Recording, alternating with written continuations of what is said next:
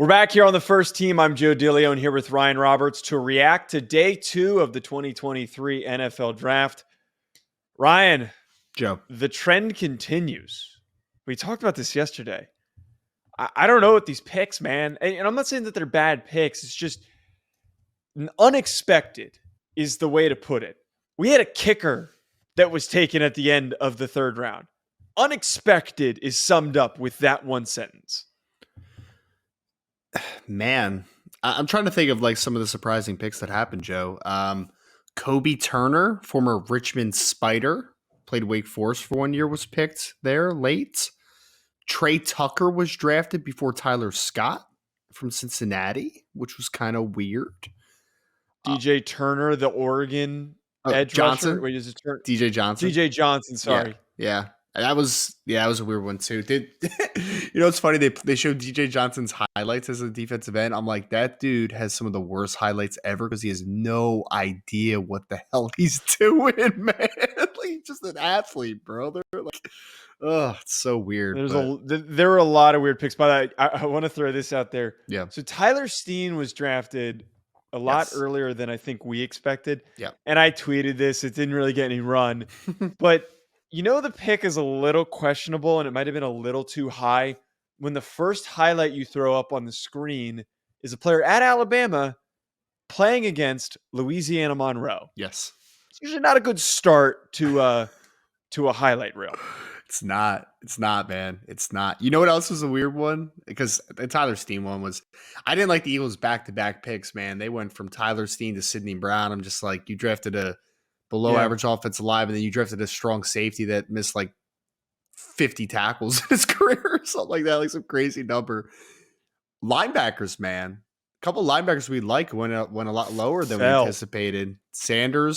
Drew Sanders fell to the third round, as did Trenton Simpson. They both fell to the third.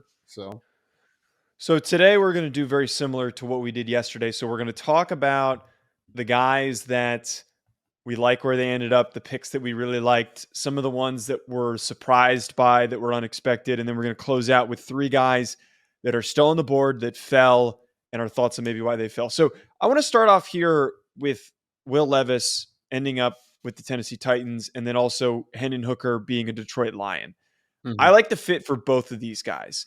I was kind of hoping for Hendon Hooker, him being a Seattle Seahawk, just for the fact that I think it's a situation that's better for him to take over when Geno Smith's contract is done.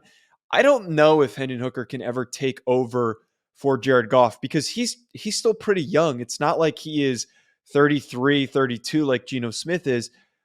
It's going to be a harder road for him to maybe take over if that does happen. I almost feel like that pick was with the intention of him being a long-term backup with starter potential instead of it being a eventual developmental starter. Will Levis is absolutely that. Ryan Tannehill has regressed significantly. His health has been inconsistent. His time with Tennessee is going to be done soon. I actually kind of like bits and pieces of this Titans draft, Ryan. I don't know how you feel, but I got to admit, as much as we've knocked Will Levis throughout this process, this is the best destination for him. It's a run-oriented offense like he had at Kentucky. He doesn't need to do everything. His best year was his junior year when they ran the ball even better than they did this past year because the offensive line was much better. And then he's going to be set up with a lot of play action. He's going to be able to throw on the run. He's going to be able to use his big arm. I don't know. I think this pick takes the pressure off in a way, and it sets him up very nicely, I think, to succeed.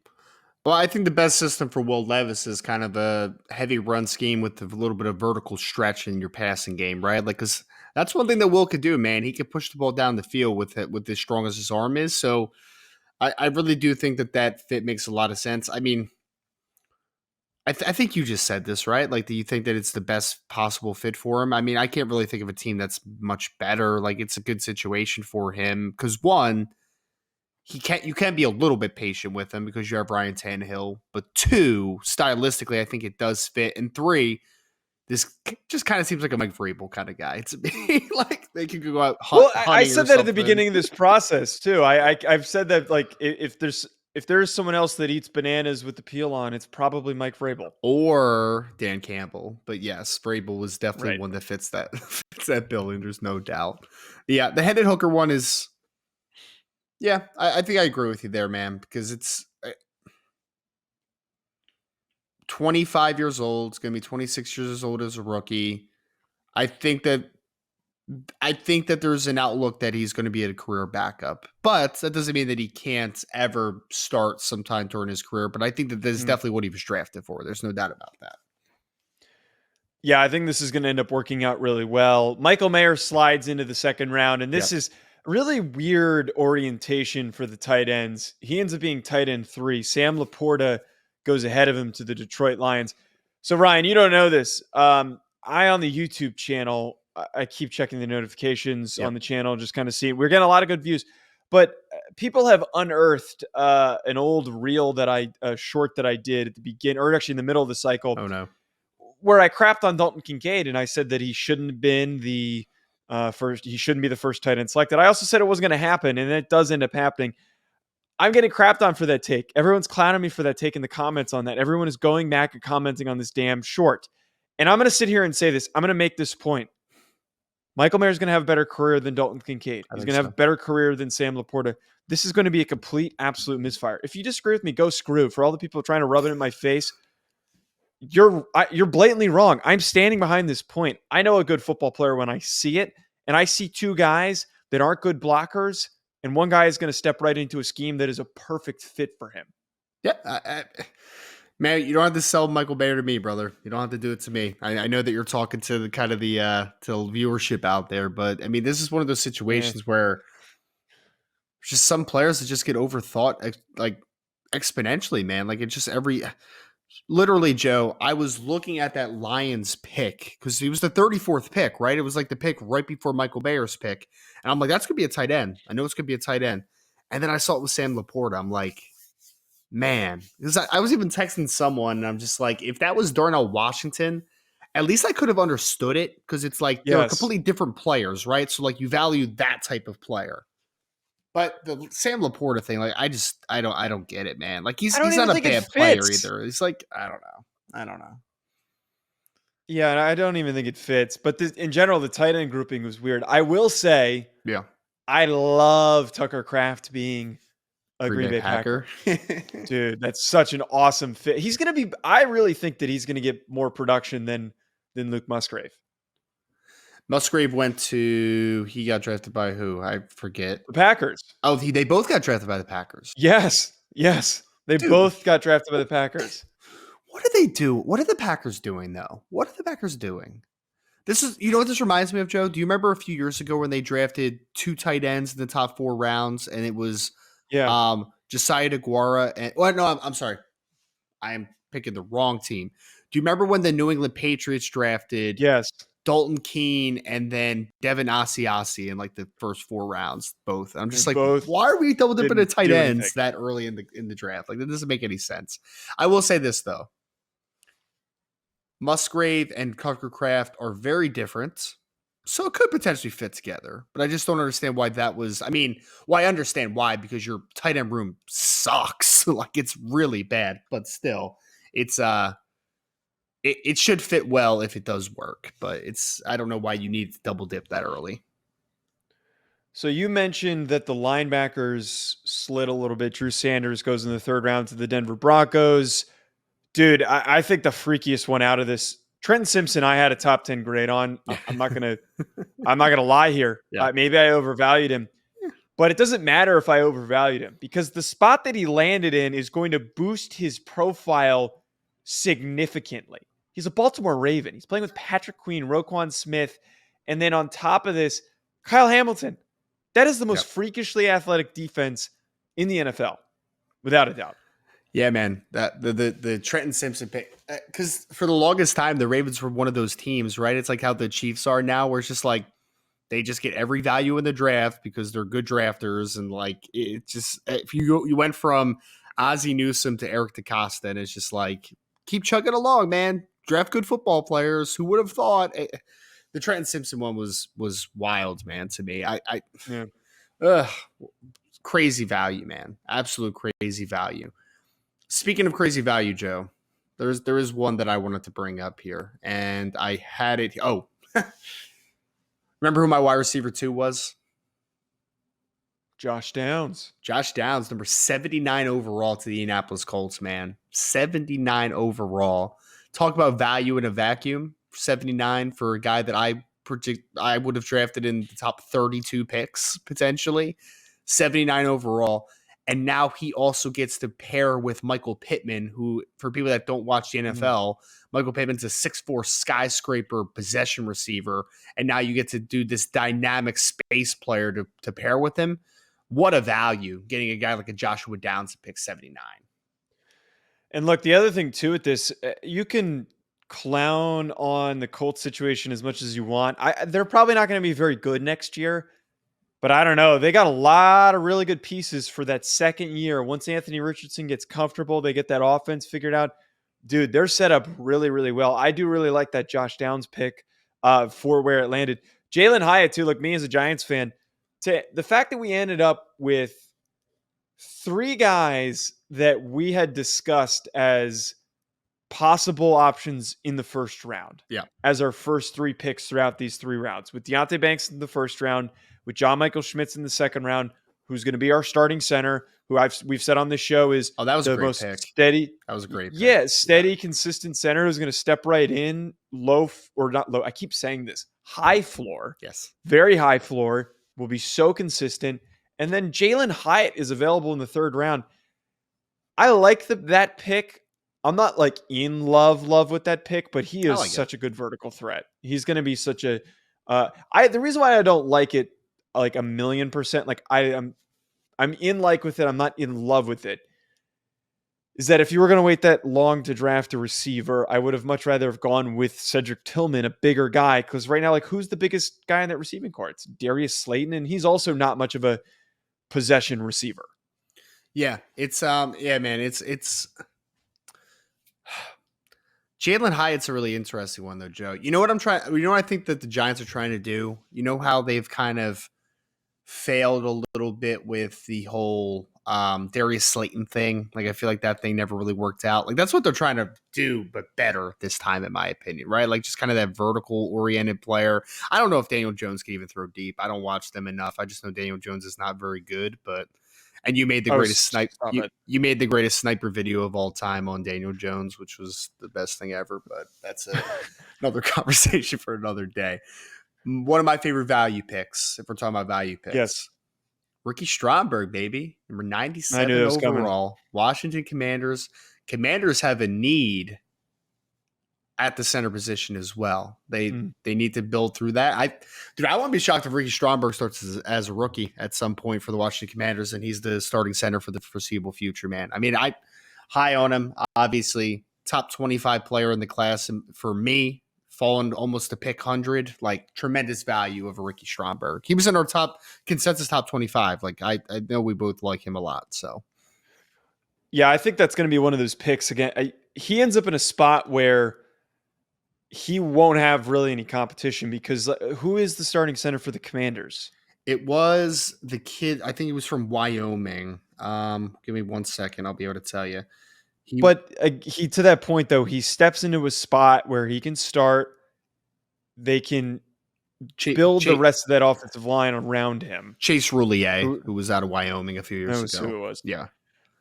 They have been hurting for just good quality centers, and I don't really. Again, we've said this on the show. I don't really understand the hate for Ricky Stromberg.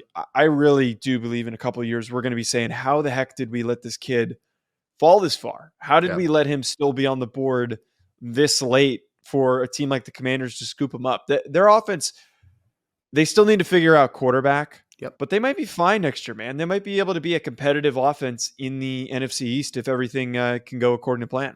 You know what's funny though, Joe? Because I agree. I think that the Commanders actually have a couple nice building blocks. Honestly, like they need to figure out the quarterback position. To your point, but it's not bad, man. Like there's still some spots there. You know what I was just thinking, Joe? And I was trying to look because I know that it was a little bit of a fall for us personally as far as Ricky Stromberg being the 97th overall pick. But I think, unless I'm missing someone, no, okay, I was missing one person. He was the fourth center off the board. So it wasn't like he was like sixth center off Right. the. Oh, you want to hear the weird one? Juice Scruggs from Penn That was State unexpected. was a second round pick center who I don't hate, but like he's a I would have taken him in the fourth, fifth, sixth, like somewhere in that ballpark. You know what I mean? Like not definitely not a second round pick. Definitely not a second round pick. Yeah, I really don't think Juice Scruggs is somebody who's going to step in and eventually develop into a starter. So to kind of transition our focus here to some of the picks that were like, okay, that doesn't really make a lot of sense to me. Brenton Strange, the other Penn State player who I thought was a little bit overdrafted, not tremendously. That one was a little bit of a head scratcher to the Jacksonville Jaguars. Yeah. Um, I we already talked a little bit about Tyler Steen. We already talked a little bit about Sidney Brown. Yes. I'm not in love with the fact that Kendry Miller went as high as he did over some of these other running backs. I think he's a fine running back, but for the Saints situation, having Jamal Williams and having Alvin Kamara, I don't know what the whole situation is with his suspension. Yep. Like, how many carries is Kendry Miller realistically going to have as a third round pick? It's a good question because who was he? He was taken in front of Tajay Spears. He was taken in front of Yes. Devin A. Chain was drafted by the And Dolphins. Tank Bigsby was also a later pick, I believe. To Jaguars. Yeah. Dude, I like that Tank Bigsby pick actually. Him with Travis Etienne's gonna be interesting. But Kendre is I think he's a fine passable runner at the NFL level. Like he's more of a day 3 player to me personally. So I'm with you on that one, man. I think he was a little bit overdrafted. Running back board is it's fallen somewhat how I thought it would. Like I knew that the NFL Yeah. I knew that the NFL would like Tank Bigsby more than a lot of like the media would, for instance. Like I thought he would be a day 2 pick, but I mean otherwise, man, like it's just some of the orderings of these picks are just like what has me kind of like the tight end position, Joe. I know we're kind of jumping all over the place a little bit, but and Right. I know Darnell Washington has some like medical stuff that like kind of showed up, but I mean, man, like we're talking about Brenton Strange going before him. Tucker Kraft went before him. I'm fine with that because I'm a big fan of Tucker. But like Luke Schoonmaker from Michigan went in the second round before him. Like it's a Yeah. weird tight end group, man. Really weird tight end. Just the ranking. I mean, think about it. It went Dalton Kincaid, Sam Laporta, Michael Mayer. Was Luke Schoonmaker the next one? He may have been the next one. That it's Brenton Strange. It's like it's weird, man. Brenton Strange and Luke Schoonmaker also went before Tucker Kraft, which I cannot get on board with at all. Like even close to getting on board with. Look, I'm going to continue to reiterate this. I've said this on every radio spot. Tucker Kraft was my pick for biggest sleeper in a way for this class. And I said that he's going to be one of those guys. It's going to be like Mark Andrews, where we're going to be saying, how the heck did we let this kid go this late? And I know I just said this about Ricky Stromberg, but the same thing goes here for him. And it's even funnier because circumstantially, it's almost the same of what happened with the Baltimore Ravens, where Hayden Hurst was the space player, the dynamic athlete, flex tight end.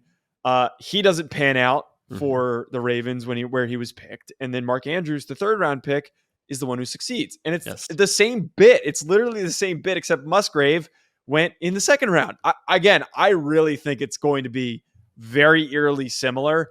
And we're going to be scratching our heads and be like, what? Why did we let this happen? Why did we let Jordan Love, who wasn't supposed to be any good, get this kind of a weapon? Yeah, it's going to be interesting because I agree. I think Tucker's going to be the guy long term as far as being better than Luke. They also drafted a wide receiver, did they not? Didn't they draft a wide receiver that was kind of a weird pick, if I remember correctly? They drafted, I'm trying to look at this real quick, so I'm stalling for about 10 seconds here to find the Packers. They're still not there. Jaden Reed from Michigan State. That was also a very aggressive reach that they made. Over Joshua Downs, man? What are we doing there, man? Like, what are we doing? I just don't get some of these, man. I just don't. I don't. I want to bring up two of these other reaches, Ryan. Yes. One of them, this is a two-parter. Okay. Siaki Ika goes at pick 98 to the Browns before Adio Tabori, who's still on the board. Yes. On top of that, a guy that didn't get invited to the combine. I don't know what you think of Broderick Martin. He's a big boy. I don't even have any. He's a big I don't boy. even have any thoughts on him. I've never even. I don't have an evaluation on Project Martin. He wasn't even on my radar. Kobe Turner also went in the third round, who's a defensive tackle, Richmond to Wake Forest for 1 year as well, who's kind of a lighter build. I actually heard he has decent Yep. film. I didn't get to him. I actually do know Project Martin because I actually scouted him for College Gridiron Showcase. we gave him an invite. He obviously didn't end up coming because I think he ended up at NFLPA, I think, is where he ended up. But I mean, he's a massive kid, man. But I mean, again, he's more of a day 3 dart throw of a nose tackle. Like, that's just a little bit too early. I mean, it's considerably too early for Project Martin. It really is. Yeah, what's up with Ade Odubare, man? Did he steal money or something, or rob a bank? Or it's a weird one, man. It's a weird one. So we'll get to those guys falling in 1 sec. I have to point, dude. Jake Moody, for F's sake, a kicker. You drafted a kicker. It's the 3rd round. Stop drafting specialists on day 2. It's a kicker. Why are you drafting a kicker? Is he at least the best kicker? I'm asking. I don't know if he's the best kicker. Okay, so for anyone who's sitting here wondering, hey Joe, why are you screaming so much? How do you even know what you're talking about? I'm a former college long snapper. I've been to all these damn events. Yes. I did the whole thing. I've been around the block with understanding what it takes to be an NFL specialist. I 1000% was not. But the reality is with specialists, especially kickers and punters, it's a dart throw. It is even more of a dart throw than any other position. A guy could be perfect in college, cough, cough, Roberto Aguayo. You could overdraft him. He could show up to training camp and stink. It's all mental. A lot of these guys are very similar. I know some people would disagree with me. I know a lot of kickers would try to sit here and disagree with me. But the reality is there's no discerning traits that separates one guy from another. It's all about who's feeling good, who's in the best mindset. So don't draft a kicker. If you're going to take a kicker or a punter or a long snapper, do it at the end of day 3. This was a waste of a pick. This was a wasted pick. I give this an F-. What's F-. lower than an F? Can I give this a Z? This is the worst pick of the draft. I'm going to sit here and say this. This is the dumbest, worst pick of the draft. If he makes the roster, that's a positive. In the 3rd round, he's gonna make the roster, Joe. He's a 3rd round. I'm pick. exaggerating. I'm over exaggerating that part, but the rest of it, there's very much truth. Is he at least the best kicker in the draft? I mean, genuinely, I don't know. Like, I don't know. Genuinely don't know either. That's my whole point, is that it is impossible to know if this guy ends up being the best kicker because, again, it is a significant dart throw to assume that a kicker could work out. Because, again, he could show up. He could not like the grass on the practice field, and he can have a terrible training camp and get cut.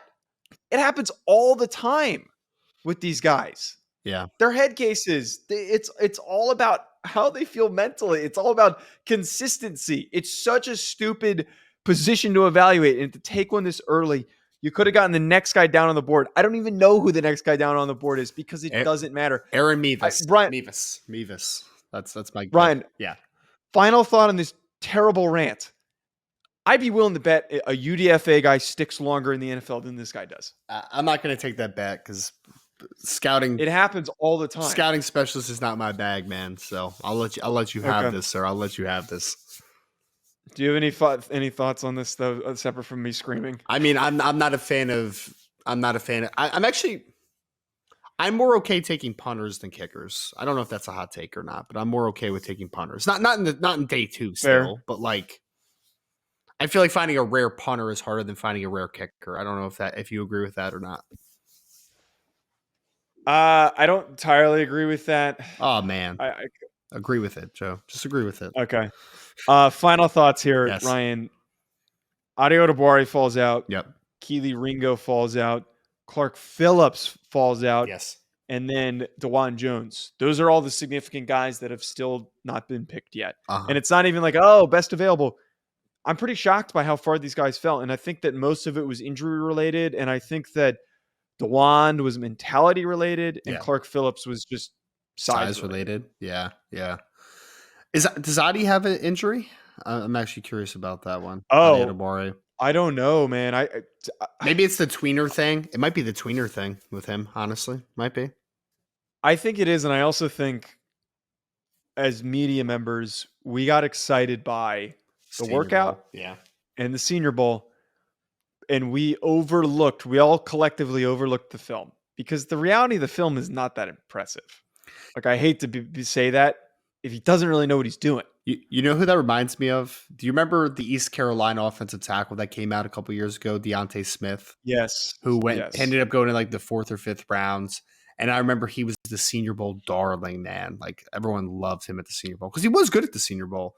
But I remember I was like, but guys, like, go watch the film. Like, it's kind of ugly. Like, it's not very good.